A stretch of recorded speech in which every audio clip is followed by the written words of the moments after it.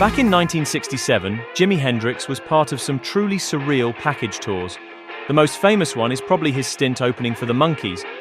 But even that wasn't Hendrix's most surreal package tour. That came a few months earlier. This one featured Hendrix along with Engelbert Humperdinck, the Walker Brothers, and Cat Stevens. The Walker Brothers, who were huge in the UK at the time, were the headliners. The Walker Brothers! A day before the tour started, the Jimi Hendrix Experience appeared on Top of the Pops, promoting their second single, Purple Haze. Disc magazine announced the tour as one of the big events of the month and spoke to the artists involved. Journalist Penny Valentine reported, "I can just hardly wait," says the cool Mr. Hendrix about a tour on which he and his wild experience will fit in about as well as a trio of San Francisco hippies at a vicarage tea party. Hendrix said, "I'm a bit worried about the type of people who are going to see the tour. If they come to see the Walker Brothers, they're not going to want us. I just hope they listen, but if they do scream for the Walkers during our act, I'll just ignore them and play for myself." You get the same sort of mixed bills in the States, like the Beach Boys and James Brown on the same tour. A week later, Disc magazine reported on the first show of the tour and showed pictures of the fan hysteria surrounding the Walker Brothers. The magazine reported, "For Jimi Hendrix, this tour is a new experience, and he was not at all brought down by his rather mild first-night reception. Hendrix said, "After the hectic life of constant club work, this is almost like a rest for me." Jimi was neither scared nor depressed, and believes audiences would have been more enthusiastic towards his act if he had released the exciting album he and the group are just completing. Jimi added, "I wasn't scared starting my big first tour, but we did wonder how they would accept us. There are so many different acts, and we're probably the most extreme of all." Jane Harries, a 17-year-old reader who had been elected Miss Mod by Disc magazine, attended the show and reviewed it for the music paper. Miss Mod wrote, "I felt sorry for poor Jimi Hendrix, but I was quite impressed considering he didn't fit in with the rest of the bill. I like Hey Joe, and it's quite something the way he attacks that guitar. But did he really have to cremate it at the end? I thought the burning bit was a bit naughty." Journalist Chris Welch reviewed the show for The Melody Maker. Welch wrote, Jimi Hendrix was hit by amplifier trouble, and while he was visually exciting, his guitar could not be heard above the exciting drumming of Mitch Mitchell. They wore beautifully colored stage gear, almost as bright as the flames which leapt from Jimmy's guitar at the end of his set. Hendrix was lying on stage playing the guitar with his teeth when it suddenly burst into flames. Jimi leapt backwards and ran off stage, followed by his group. The guitar was left burning dangerously near the closed curtains. Unfortunately, Jimi and compare Nick Jones were both burnt in the accident. An attendant rushed on stage with a fire extinguisher and put out the flames which were leaping 10 feet in the air while the audience yelled in surprise. Hendrix said, "I was on my knees at the time and the guitar had kept giving me slight electric shocks. When it burst into flames, I was kind of shocked and that's why I just ran off." In an interview several years later, Cat Stevens remembered, First night, I think it was Finsbury Astoria, and then we heard, there's a fire on stage. But then we found out, of course, that was the first time he ever lit his guitar on stage, and I got to know Jimi very well, and he was a lovely man, very soft, very gentle, very modest in his own way. The tour manager wasn't amused by the incident. Hendrix spoke to Disc magazine and said, "The tour manager, Don Finley, told me to stop using all this in my act because he said it was obscene and vulgar. I have been threatened every night of the tour so far and I'm not going to stop for him. There's nothing vulgar about it at all." That same week, Hendrix was interviewed by The Melody Maker. Hendrix commented, "We refuse to change our act, and as a result my amp gets cut off at the funniest times. It's really funny playing for this tour. Before I go on, I turn around and find a guitar string is broken. Or I find my guitar is all out of tune after I just tuned it. I kind of don't know what to say about that. They just don't give a damn about us, but they're not getting rid of us unless we are officially thrown off the tour." Hendrix, however, had good words to say about all the artists. Jimi said, "The thing that surprises me about the tour is the Walker Brothers. I expect them to sing all pretty songs, but they have a good variety of numbers. Cat Stevens is great as well.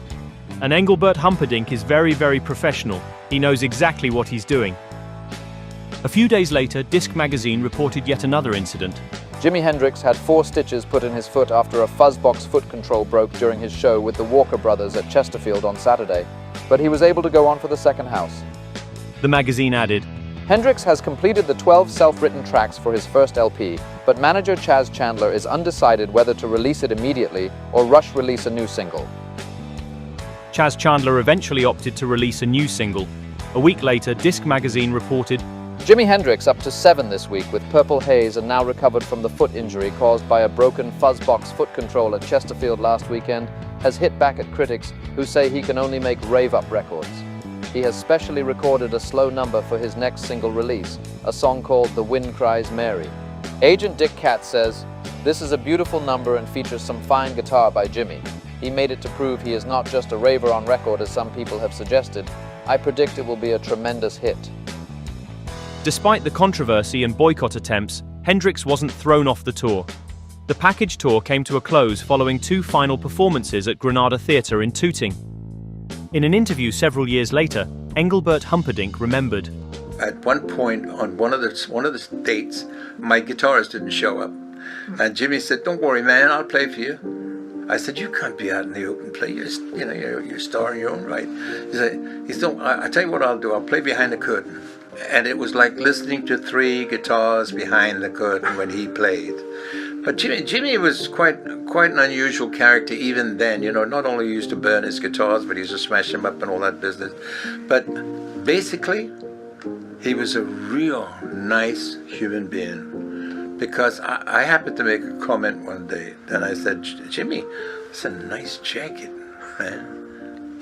He says, "I'll give it to you, man, I guess." I don't know, I didn't say it for that reason. He wanted to take it off his back and give it to me. I wish I'd have taken it now. At least I'd have had something very special from a very special man.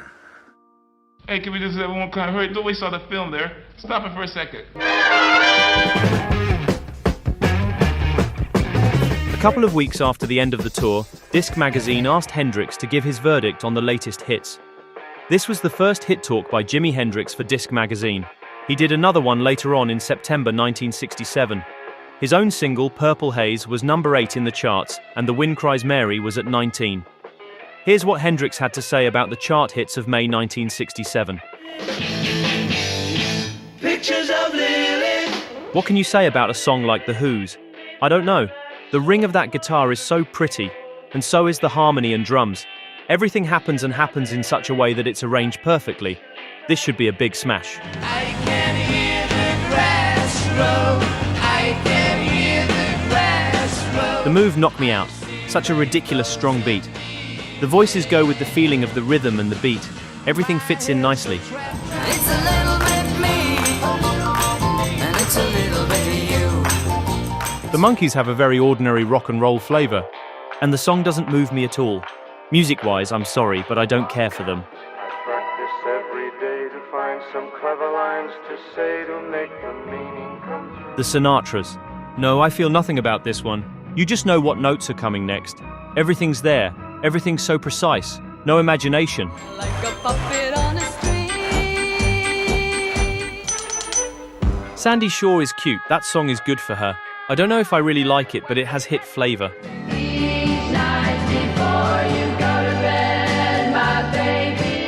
The Mamas and the Papa song is beautiful.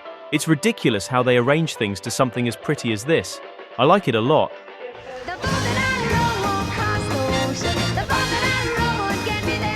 There are certain times when I like to hear this record by Lulu. It depends on my different moods. Her voice on it is great. Did you know it's the first song I've heard from her? I heard her name around a lot. She's a really nice girl. I'm just thankful for the good times we've had. Tom Jones is very good. I like this new one. He has a very beautiful voice, and this is done particularly good. I'm not too hot on old country ballads though.